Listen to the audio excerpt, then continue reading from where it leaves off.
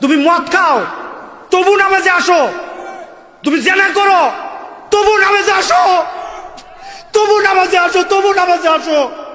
ও যুবক, আমার কাছে একটা লোক এসেছিল, লোকটার বাড়ি একে যমুনা, লোকটা থাকে অস্ট্রিয়া, এটা ভিয়েনা অস্ট্রিয়া।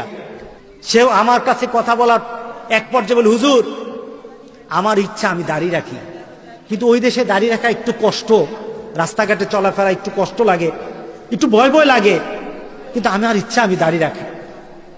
হুজুর এখন আমাকে কি বলবেন হুজুর এই ব্যাপারে?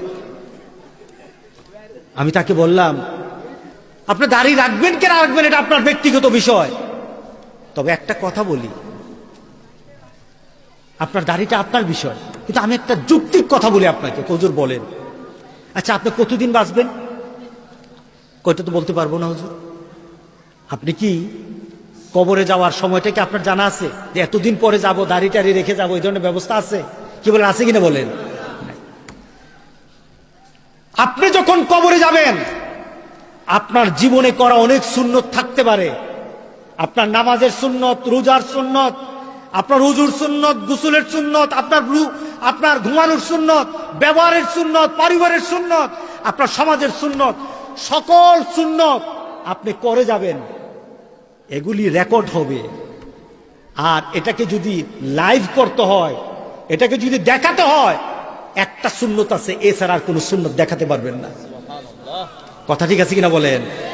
আপনি যখন কবরে যাবেন সব সুন্নত লেখা হবে, লেখা থাকবে, আর একটা সুন্নত কবরে যাবেন মানুষ তাকিয়ে তাকিয়ে দেখবে, ফেরেশতারাও দেখবে, আমার রাসূলও দেখবে। জোরে বলেন না সুবহানাল্লাহ। সে আর কথা বলল না, চুপ করে চলে গেল। হজ করতে গেল, হজে চলে গেল, আমার সাথে আর দেখা হলো না। কয়েকদিন পর তার চাচা এসে বলল, হুজুর আমার যে ভাগনাটা আসছিল, আমার ভাতিজা আসছিল, ভাতিজাটা মারা গেছে, ভাতিজাটা মারা গেছে, ভাতিজাটা মারা গেছে। হুজুর আপনাকে জানাজা পড়াতে হবে, হুজুর আপনি আমাদের এখানে আসেন। আমি বললাম ঠিক আছে যাব। আমি গেলাম, অস্ট্রিয়া থেকে লাশটা এসেছে। বিদেশ থেকে লাশ আসলে দেখেন না একটা কফিনে থাকে, ওই